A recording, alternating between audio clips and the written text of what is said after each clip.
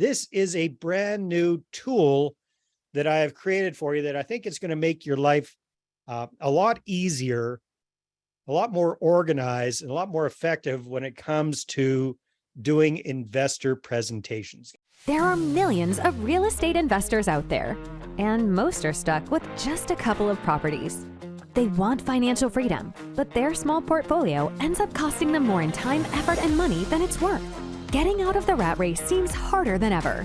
This show will help you do more deals, better deals, and bigger deals. Finally, you'll be able to reach your income and lifestyle goals. How? By attracting and leveraging private money partners and their capital. Now get ready to raise more money, because here's your host, Dave Dubeau. Perfect. Well, I'm excited to do this presentation, you guys, because this is a brand new tool that I have created for you that I think is going to make your life a lot easier, a lot more organized, and a lot more effective when it comes to doing investor presentations, because that's what this is all about. And so I put together a one-page script, and I got to figure out if I can. Yeah, I can. So I put this script together for you. So I'm going to send this to you in a chat, if I can figure out how to do that. So bear with me if you don't mind. That way you guys can have it handy. You can download it to your computer. You can print it out if you want to. We're going to be going through it in the video here. What the heck happened to my chat? No, chat right in front of me. Okay, there we go. No, Dave says no camera, no mic. All right, Dave. Well, I'm glad you're here anyhow. That's good. And let's see if we can send this to everybody in the meeting. And let's do something from my computer. Oh my goodness. Of course, I have to dig around to find this. Sorry, I don't have this better organized, you guys. Desktop. But we will get this organized. I want to make sure that you've got this, because it's good for you to have this script. Version 2. Open. All right. Perfect, you guys. Give me a thumbs up if that's shown up for you in the chat box. Good. Okay, so do me a favor, download that. Now, it is a legal-sized piece of paper, but you can probably print it out letter size. It'll be okay, but it should be coming out this size if you can do that. Otherwise, just print it out landscape on letter, and that's better than nothing. And you can always print it out a little bit more in depth later on. Okay, so we should have that in your chat box there. So go ahead and grab that, save it to your computer, and we're going to be walking through this here today.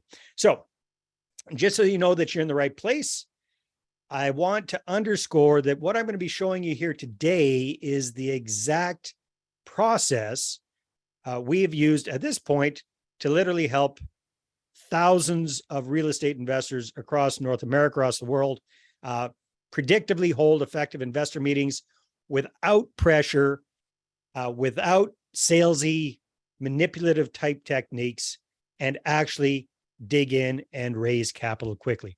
Sarah, good to see you. Welcome on board. Nice to have you here. I was just chatting with Sarah the other day. All right, perfect. So this is what works, you guys. And I've used this myself. So it's not just something we've thought up. It's not just something that I've invented. This is what I use when I'm doing one-on-one investor presentations myself, trying to raise capital for the different deals that I've done. So I've been in the real estate game, one way or another, since 2001, when I was living in San Jose, Costa Rica. Did a couple of what we would call pre-foreclosure deals at that time. Then came to Canada in 2003, had to figure out what I was going to do, and saw one of those late night infomercial gurus say, you too can get rich in real estate with little or no money. I said, perfect. That's what I got, little or no money. So I took the course, put it into use, did 18 deals in 18 months, which was pretty cool. Sounds very cool, but a lot of those were crappy little mobile homes and that sort of thing. But it kept the lights on. It kept things going. Some of those deals were really good. Some of them were really mediocre, but I got a lot of experience very, very quickly. Then I worked with an up and coming guru up here in Canada, helped blow up his business and expand it massively. So that took me off my own personal real estate journey for about 6 years. Then when I got back into it, I started doing what we call tenant first rent to own deals, which Joe is very, very familiar with.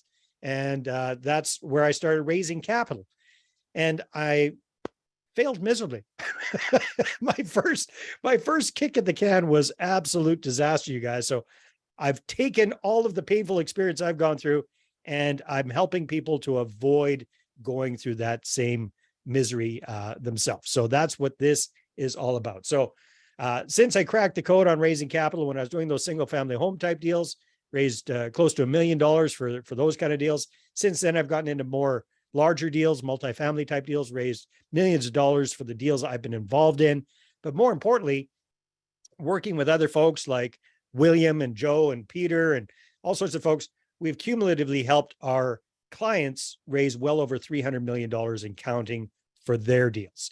So that's what this is all about here, you guys. So as you might be aware, trying to get and hold effective and predictable investor meetings and do it without pressure so that you can raise a lot of capital and buy more property, that's a major challenge for a lot of real estate investors worldwide. And the whole how to raise capital space is absolutely flooded with courses and coaches and hype and challenges and all this kind of stuff.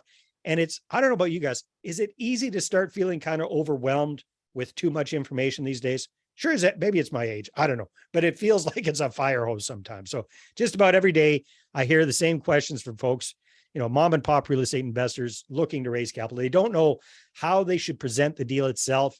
Should they wing it? We've heard the old Amway way, just grab a pad of paper and a Sharpie and draw some pictures and triangles and arrows, and that should do the trick.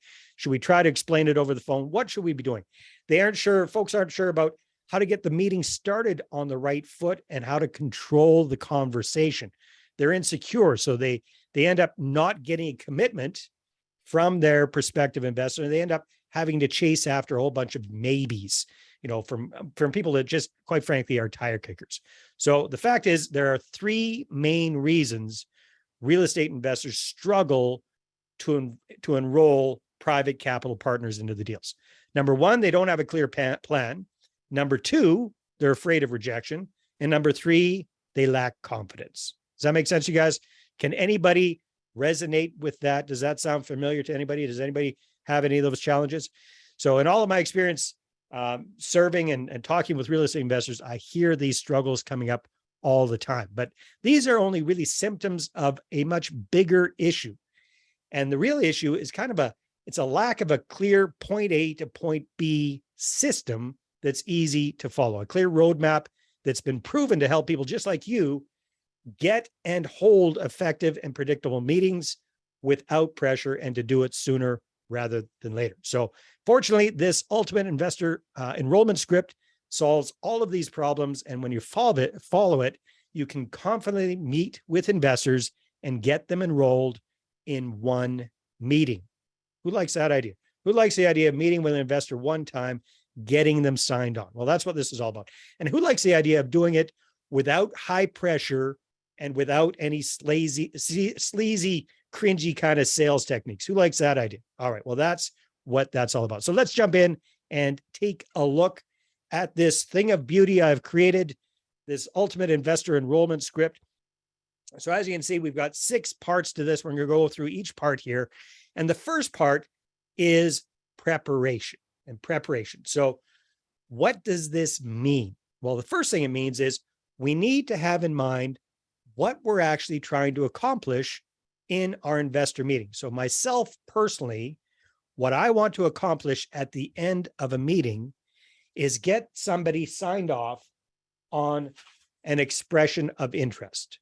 That's what I'm looking for. I want to get people signed off on an expression of interest, because that shows me that they are serious and they are action takers, right? Because just somebody telling me, yeah, I'm interested in your deal, when you got one, let me know when one comes up, that is not a commitment. Does that make sense?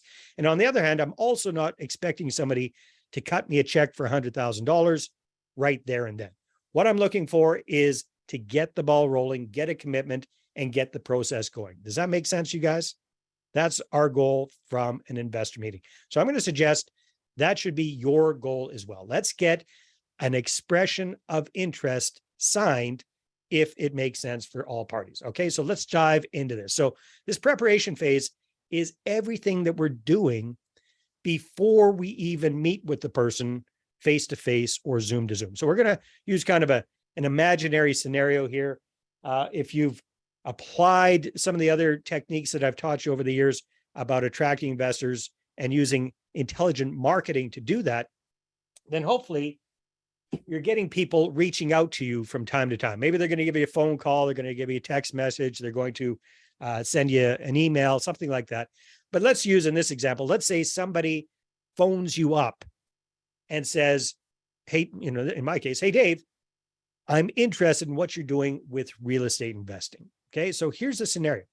They're calling me up. They want more information. And when do they want that information? They want it now. So they want me to try to explain it to them over the phone. Does that make sense? However, I'm going to suggest to you that you avoid at all costs trying to explain your real estate deal over the phone. I'm going to show you a much better way to do it, because what you're going to do is you're going to use a well-designed, well thought out, well put together slide deck presentation to show people what you're doing with real estate investing. So do not try to explain it over the phone. Here's why, folks. Chances are you cannot do a good job of explaining the deal over the phone. Number two, most people are visual, not auditory learners. So if all they do is hear you, it's going to go in one ear and out the other. Number three, you can't see their beady eyes and see if they're really understanding what you're talking about. You can't read the body language because they're just over the phone. So there's a very, very low likelihood of success trying to explain things over the phone. Give me a thumbs up if this makes sense to you. If you don't have your camera on, give me a virtual thumbs up, just so I know that it makes sense. Okay, so we want to meet with people either face-to-face or on Zoom. Okay, so if somebody calls me up, I'm going to say, let's say it's Brad. Brad calls me up, says, Dave, hey, I'm interested in your deals. Tell me more. Say, hey, Brad, I'd love to show you what it's all about. I've got a presentation on it. It's really a visual kind of thing, so I can't do it justice by explaining it over the phone. You understand that, right, Brad? Brad, you can get that, right? Good. Okay, so then we're going to set up a day and a time to get together, ideally in person. So if the person lives within half an hour or an hour of you, I would really push to try and get a meeting either at your office or at Starbucks or something like that. Let's get together face to face. If they live far away, not a problem. Let's get a meeting via Zoom, but let's set up another day and a time. It could be the same day, it could be a little later on, but let's get that meeting set up. Give me a thumbs up if that makes sense, you guys. That's the whole goal. All right. So if you've got the capability, if you've got an office, great, do that. If you work in a co-working space or you can get a little, boardroom type situation where it's kind of your turf, that's ideal. Most of us aren't in that situation. So perhaps you have to look at a neutral location, in which case Starbucks is a good choice, right? Everybody knows Starbucks. Everybody likes something at Starbucks. If none of that works, then yes, we can go to the other person's home, but I prefer not to, because that's kind of like their turf, right? And if none of that's available, then we can do it over Zoom. Okay, so what I want to do over the phone with Brad here is I just want to kind of pre-qualify before I even meet with Brad. So I'd be asking him a few questions. So Brad, well, thanks for reaching out. I appreciate it. Before we set up the meeting, I just want to make sure that you're familiar a little bit with what we're doing. So chances are, if Brad has booked a meeting, he's been poking around on my website. He probably knows. So Brad, you're probably aware that we're focusing on multifamily properties. That's the kind of investments that we do. These are long-term investments. We're usually looking at 7 to 10 years minimum. And the minimum investment's $100,000. So Brad, I'm not saying you're going to jump on board right away, but if it did make sense for you, does all of that fit in your scenario? And Brad's going to say yay and nay. Okay, perfect. All right, well, let's get set up. So let's say Brad and I are in the same city. I'm going to say, okay, Brad, well, why don't we get together at Starbucks on Main Street? I'll buy you coffee and show you what it's all about. Now, Brad, and go ahead and unmute yourself, buddy, if you don't mind playing along here. We'll have a little fun. Brad, are you married? Yes. Good. What's your lovely wife's name? Emma. Emma. All right. So Brad, let's make sure that both you and Emma can make it to this meeting, because if you like what you see, it's important that both of you are on board with any kind of investment. Does that make sense? Of course. All right, perfect. So let's make sure that both you and Emma are there. So does Thursday at 3:00 work for both of you? Yeah, 3:05 because she's always running a few minutes late. Will that work for you? We'll say 3 and I'll expect you at 3:05. How's that sound? Perfect. I'm All right, there. we'll tell her 3 and I'll expect you guys at 3:05. Nailed I it. got it. Okay, so Brad, how do you take your coffee? And more importantly, how does Emma take her coffee? I'll email it to you so you have it. Copy and paste. So basically, what I would do is I would write this down. So Brad's probably, 1 sugar, 2 creams, whatever. And Emma might be a creamy extra oatmeal macchiato delight, whatever it is. I'm going to write this down and I'm going to get this down. Now you might think this sounds petty, but this is important, you guys. And I'll explain why in a minute. All right. Perfect. Brad, thanks very much. I will see you on Thursday at 3/3:05 at Starbucks on Main Street. All right. And I'll send you a quick little text the same day just to reconfirm. All right. Excellent. Sounds good. Thanks, buddy. Thanks for playing along. Okay. So that's the preparation. So next thing we want to do is take a look at framing things. We want to frame things properly at the meeting itself. So here's what I'm going to do.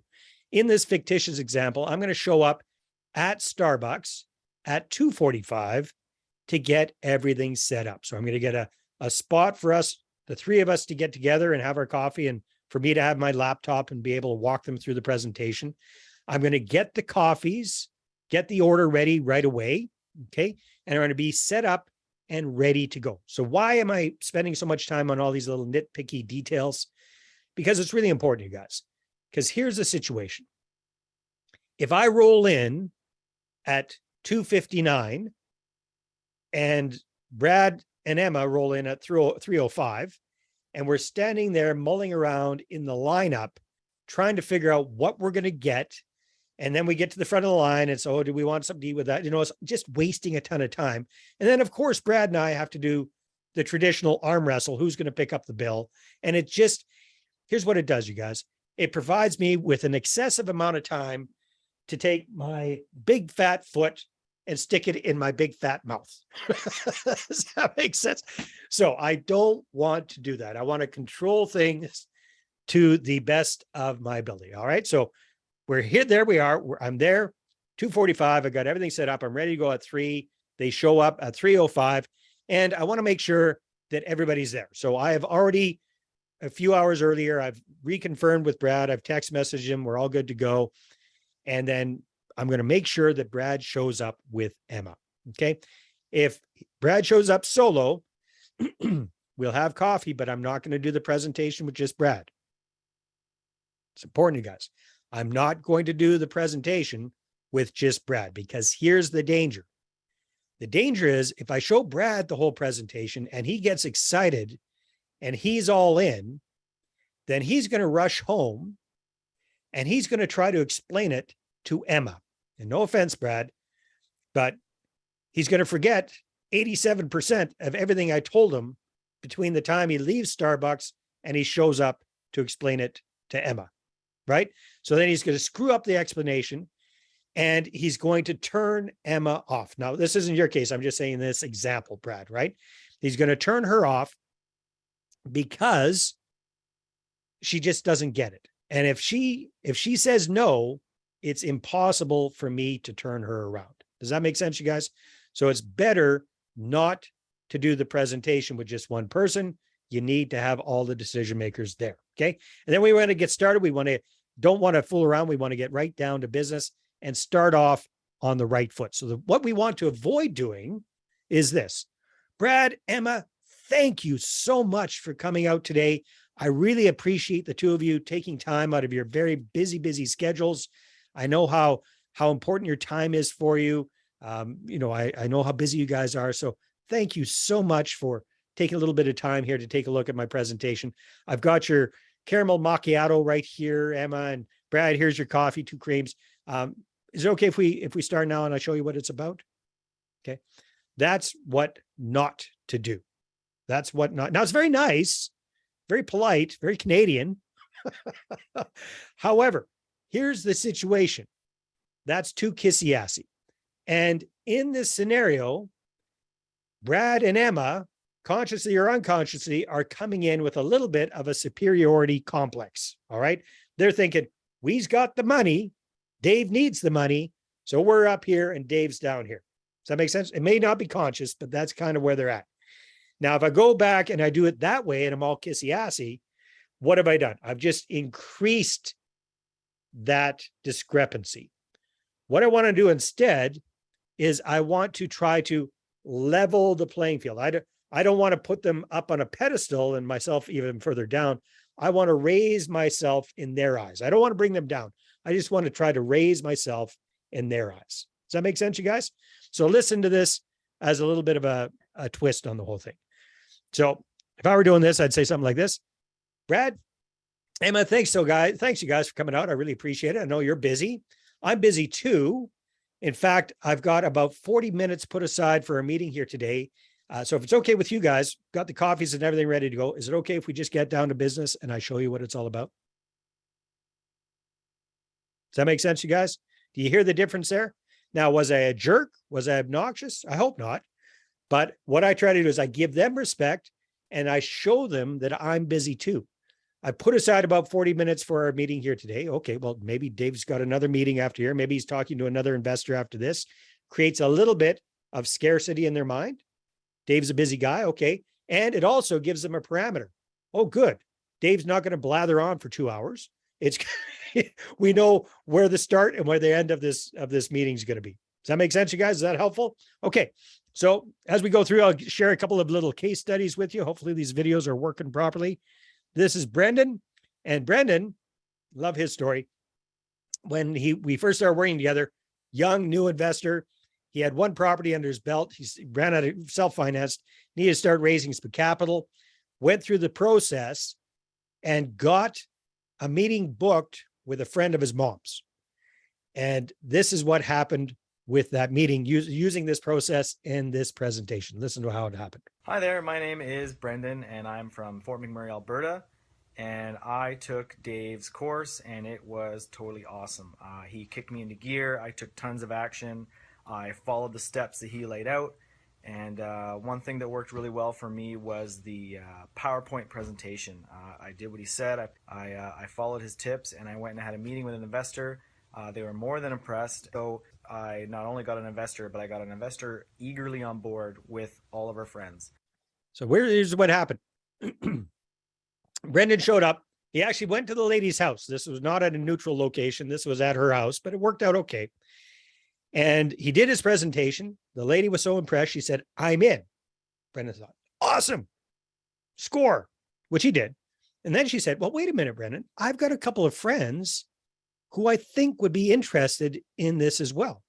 Brendan thought, great. Okay, maybe I got some referrals here. That'd be fantastic. She said, why don't I call them over and they could take a look at it right now? He said, sure. So he had another cup of tea with the lady while her two friends came over. They showed up. He did the presentation again. He ended up getting 3 investors that very first night. Now, was that beginner's luck? I don't think so. He's a good looking kid and all that, but this was because Brendan was prepared and he followed the process. Does that make sense, you guys? When you've got a good process, is it going to work 100% of the time? Of course not. However, does it increase your chances of success exponentially? Of course it does, right? So make sure you follow the process. All right. This episode is brought to you by moneypartnerformula.com. Our Money Partner Formula service allows you to raise all the private capital you need to do all the deals you want while we handle the hard stuff. We offer reliable and affordable done-for-you marketing services that get you investor meetings booked without all the work. So go ahead and check out the website right now, and then feel free to schedule a call with me, and let's take your portfolio to the next level. Again, that's moneypartnerformula.com. Watch investor meetings pop up in your calendar. We handle the rest.